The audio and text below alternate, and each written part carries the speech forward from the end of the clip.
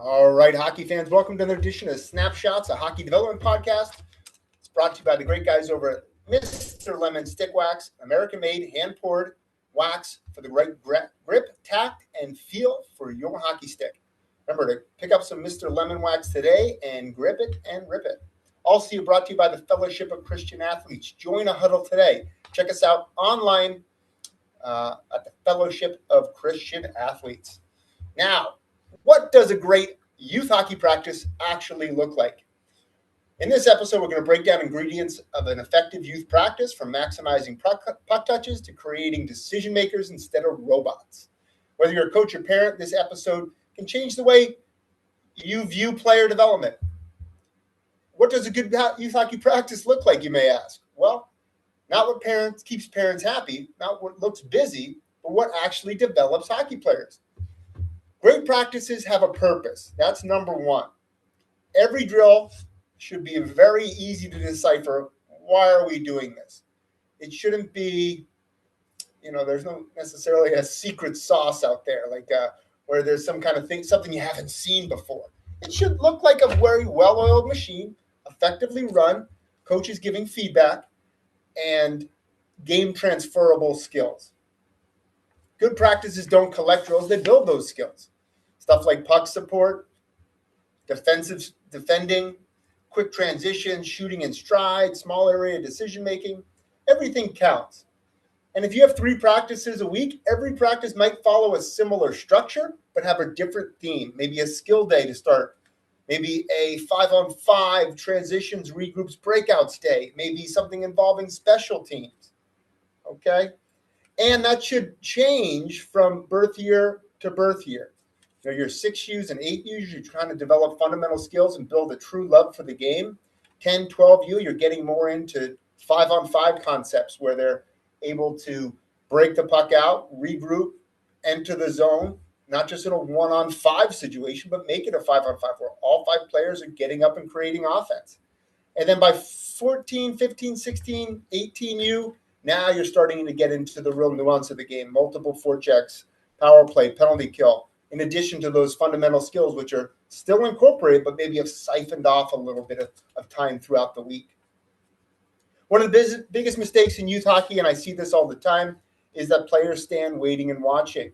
Coaches, I'm sorry to break it to you, but the kids really aren't learning if you're lecturing. This isn't, middle school history class. This is on the ice athletic development.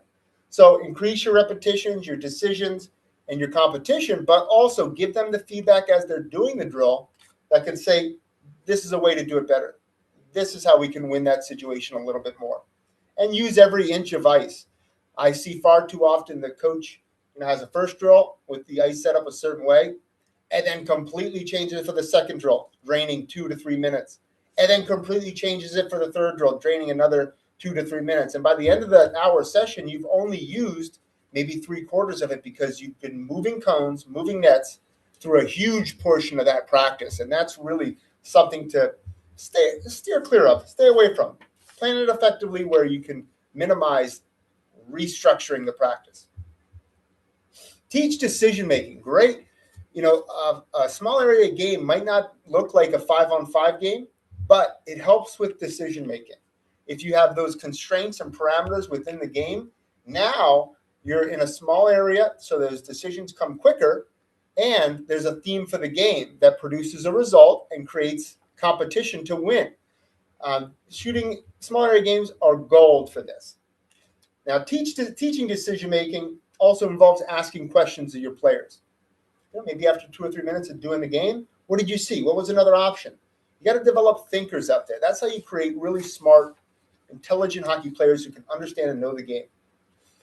Now, last time I checked, hockey was still athletics, right? It was still exercise. So if your kids are coming off the ice and they don't have their heads aren't sweaty, you're maybe doing a couple things wrong. You're changing the structure of the practice too much, so they're waiting around too often, decreasing their repetitions and decreasing their puck touches, and maybe they're staying within their comfort zone. You're not demanding pace. Coaches should be organized. They should have every expectation that they're going to go out and work hard and try their best. And water breaks don't need to become social gatherings. They can be quick water breaks, sip of water, back in line, know the drill, get back after it. Stop trying to win practice. Don't make it all about the coach where you're yelling, stopping all the drills, correcting every single mistake. Kids learn by watching other kids do mistakes, then fail. So you don't need to explain the mistake all the time. Coaches, sit back, let them make a few mistakes. Don't make them fear that failure because they're going to get hammered by you. Give them opportunities to have success and failure by watching their peers and then giving some subtle feedback on ways they can improve. Confidence grows when players are allowed to try. And this is oftentimes I see coaches who are coming from a different background. Football practice, you have kind of unlimited time where you can be outside, break things down, get into your positional coaches, bring them in for a group huddle at the beginning of practice and at the end of practice and really spell out what you want. But in hockey, that hour, you're paying for that. That's going to cost you anywhere from $300 to $700 for that hour. So maybe give them expectation before they enter the ice or after the end of the ice, exit the ice, and allow them to skate and make mistakes so that you're not throwing money down the drain. Development over systems. Okay, young players don't need 5 or 6 variations or options on the breakout because they're going to make so many mistakes with just one variation. So they need the skating skills to effectively move the puck from one end to the other, edges to avoid their competition, passing, shooting, puck protection, hockey sets. The better the skills, the easier your systems become. Build players first and teach them those systems second. Off the ice, you can give them video that can teach them some of that forecheck, back check ideas, their defensive zone coverage, maybe the basics of a power play or a penalty kill, and even walkthroughs on dry lands for faceoffs are a great way to teach those systems without impacting their ice time and their fundamental skill development. In closing, the best youth practices usually have these characteristics. Write them down if you need to. Every drill has purpose. Every player stays moving. Plenty of puck touches. Small area competition. Opportunities for decision making. High pace. Positive coaching. Yeah, your coach can get frustrated sometimes. But overall, is he a type of coach that is showing love and enthusiasm for his team? Well, that's important. Skill development comes before systems. If your players leave the rink smiling, generally speaking, you've completed a good, healthy practice. If they come around scratching their head or disappointing their game or losing love or passion for something, it's like a relationship. It's probably going to near its end. Now, if you enjoyed today's podcast, I'd really appreciate if you like and subscribe to my Snapshots of Hockey Development podcast. Also, Scoring Concepts YouTube channel where you can get every Friday at 1 p.m. a new episode of our Snapshots hockey show, dropping each Friday at 1 o'clock.